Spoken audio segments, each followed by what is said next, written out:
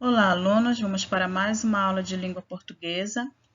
Falaremos sobre texto expositivo, reportagem, concordância nominal, locução verbal, verbo e as pessoas do discurso, conjugação verbal.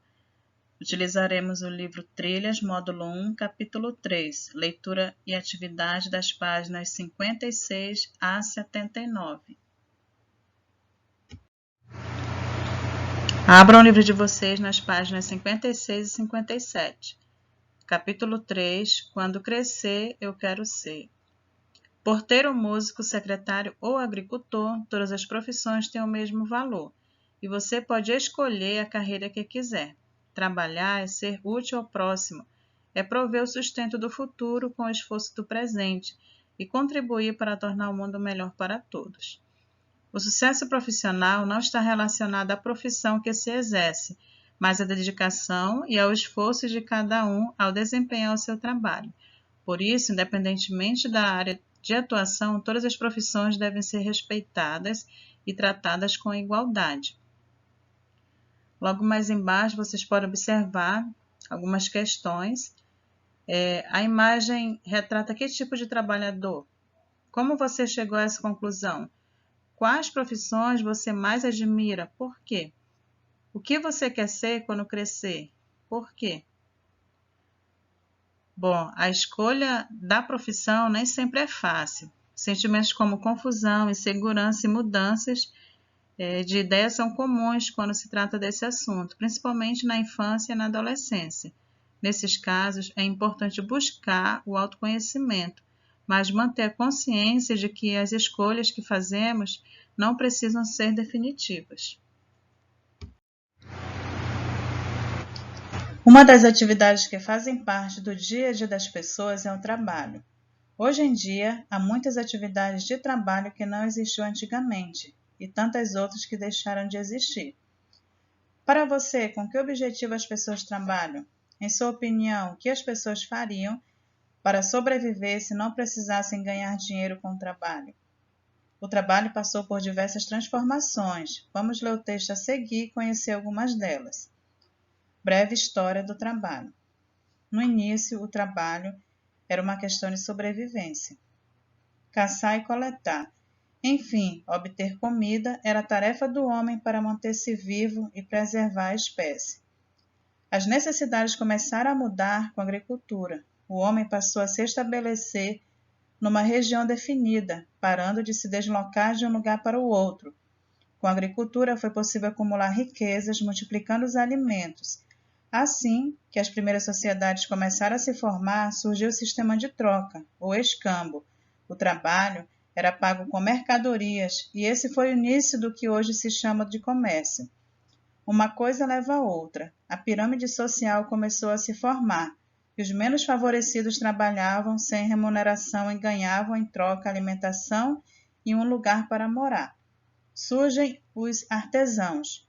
Com poucas ferramentas, energia humana, hidráulica e animal, criavam produtos manufaturados, sem uso de máquinas. O artesão trabalhava sozinho ou se unia a grupos para dividir as etapas da produção. O processo de manufatura foi ficando mais elaborado e houve necessidade de se criar uma moeda. O trabalho ganhou novo valor. O trabalho formal veio com a industrialização a partir do século XVIII, com as tarefas definidas e remuneração ao trabalhador. Por volta de 1850, a Revolução Industrial estava no auge. A Inglaterra começou a produzir e a expor em grande quantidade vários tipos de tecidos. O contrato de trabalho, com regras, direitos e deveres entre patrões e empregados, surgiu no século XX. A partir daí, os trabalhadores foram classificados por funções, cargos e salários. Para trabalhar na indústria, o agricultor ou trabalhador doméstico não precisava de conhecimentos específicos, pois o trabalho era mecânico e mais simples de executar. Atualmente, para mudar de um trabalho para o outro, o empregado precisa mostrar que tem competência e habilidade, ou seja, que tem um conhecimento específico para aquela função. Ainda sem uma escala definida de valores, o conhecimento é a nova moeda de troca, na chamada Era da Informação. Tanto que hoje existe o capital intelectual, que quer dizer conhecimento, experiência e especialização.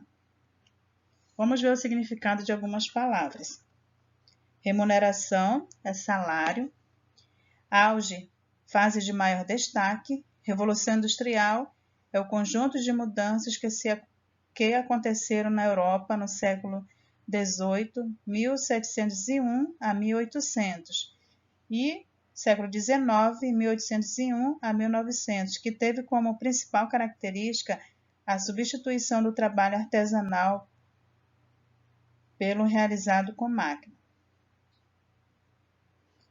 Esse texto que nós acabamos de ler é da Diná Salles de Oliveira, Breve História do Trabalho, em Diná Salles de Oliveira e Januária Cristina Alves. O que você vai ser quando crescer? São Paulo, Moderna, 2012, página 18 e 19, coleção Informação e Diálogo.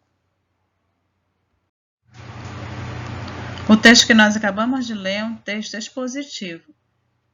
O texto expositivo ele explica um tema relacionado a alguma área do conhecimento. Ele deve ter um título e é composto de 3 partes, que é a introdução, onde apresenta o tema, a ideia principal, o desenvolvimento, que amplia o tema, um modo de organizar as informações e apresentá-la em sequência, que pode ser marcada por algumas expressões, como primeiro, depois, em seguida, finalmente, e a conclusão, que encerra a ideia principal. O texto expositivo ele tem como objetivo apresentar fatos reais ao leitor, sem expressar a opinião do autor, aumentando assim o conhecimento do leitor sobre o determinado assunto. Agora vamos ver sobre concordância nominal. As palavras que acompanham os substantivos, como artigo, adjetivo, pronomes e numerais, concordam com ele em número, que é o singular e plural, gênero, feminino e masculino. Quando há esse tipo de concordância, é chamado de concordância nominal. Exemplo, a blusa amarela é minha. Aqui vocês podem observar que o substantivo blusa está no feminino singular, bem como também o adjetivo amarela, que também se encontra no feminino e singular. Aí observamos que houve uma concordância, aí chamamos de concordância nominal. Outro exemplo, a menina estudiosa passou na prova. Aqui vocês podem observar que o adjetivo estudiosa está concordando com o substantivo menina em gênero e número. As meninas estudiosas passaram na prova.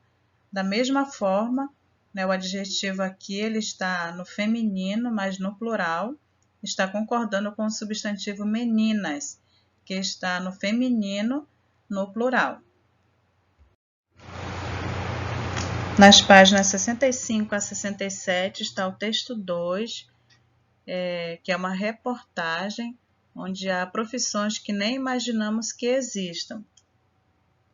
As melhores profissões do mundo. Show crise vocacional. Já que ter um emprego é necessário, por que não unir o útil ao agradável? Conheço ocupações diferentonas ou emprego comuns que prometem boa grana, carreira estável ou, quem diria, felicidade. Aí tem as mais bizarras, que é escultor de Lego, testador de toboágua, testador de videogame profissional, as do futuro, que é gerente agrícola, biomédico, e as mais felizes, que é bombeiro e fisioterapeuta. Essa reportagem é de Diogo Antônio Rodrigues, As Melhores Profissões do Mundo. Mundo Estranho, São Paulo, Abril Comunicações, número 186, página 28 a 32, outubro de 2016. Vocês vão ler o texto com muita atenção para responder às atividades. Agora vamos falar um pouco sobre o que é reportagem.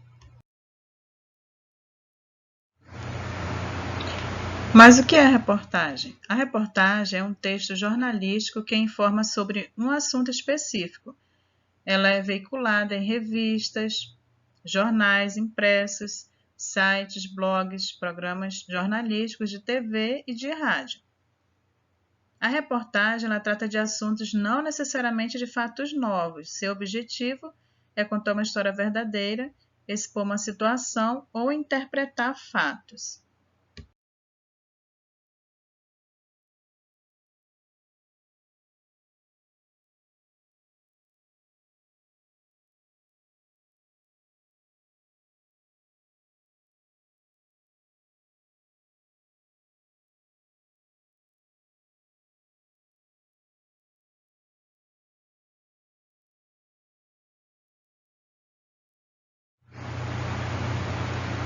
Agora vamos falar um pouco sobre verbo.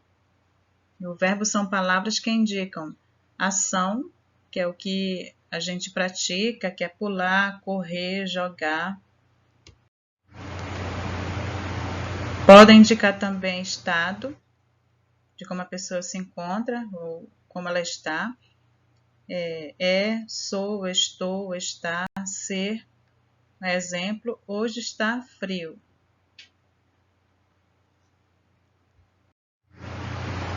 Podem indicar também fenômenos da natureza, como chover, ventar e nevar. Locução verbal. Locução verbal é a combinação de dois ou mais verbos que expressam apenas uma ideia.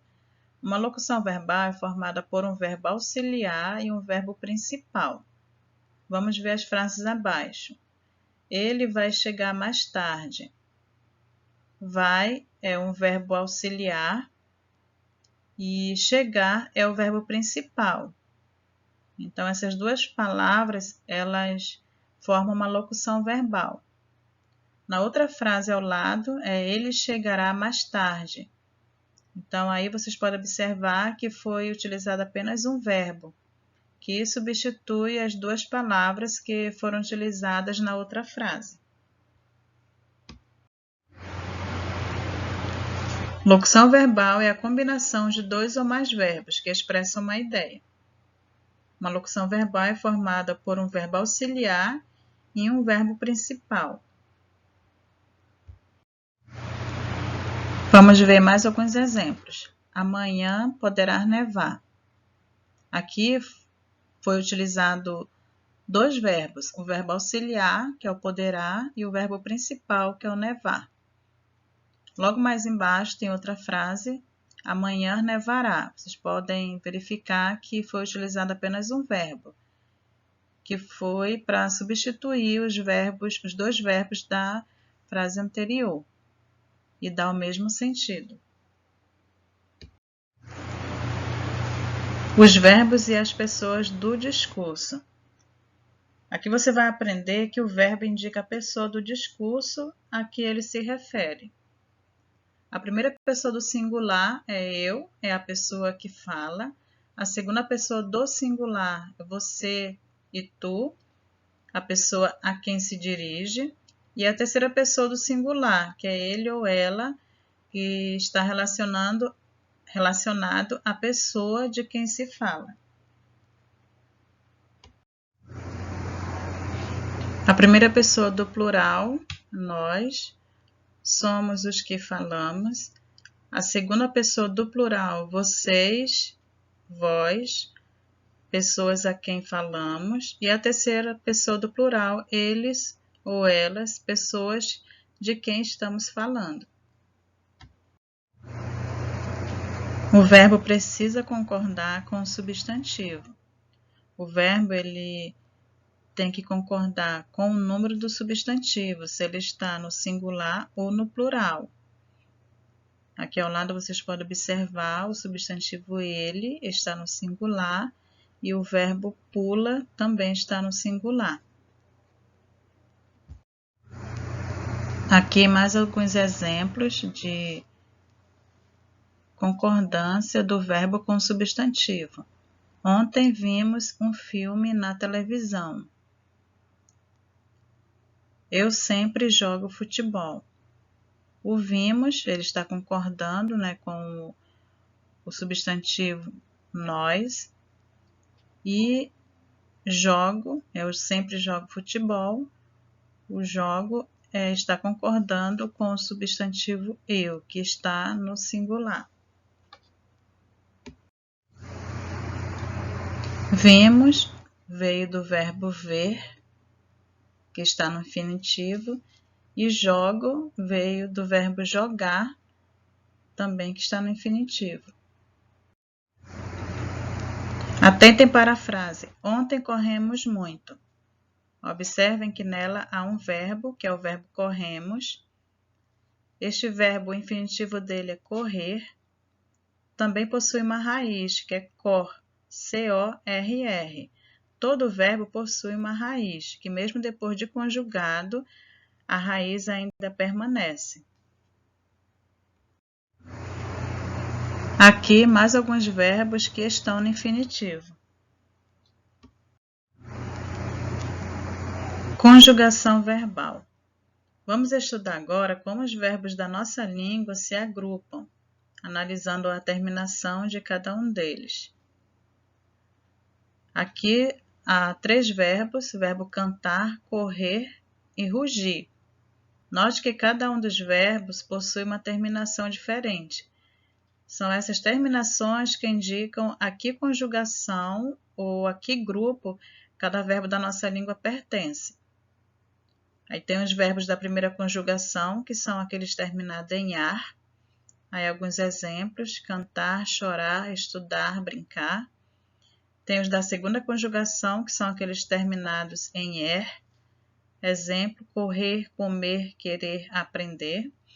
E da terceira conjugação, que são os verbos terminados em ir. Aí alguns exemplos aqui: partir, destruir, sair e dirigir. Aí vocês perguntam: e os verbos terminados em or, que é OR? Os verbos terminados em OR pertencem à segunda conjugação, como o verbo pôr e seus derivados: repor, depor, propor, etc. Isso acontece porque o verbo pôr tem origem no antigo verbo poer, que terminava em er. Então, por este motivo, ele pertence à segunda conjugação. Outra observação é que na nossa língua não existe nenhum verbo terminado em ur, ok?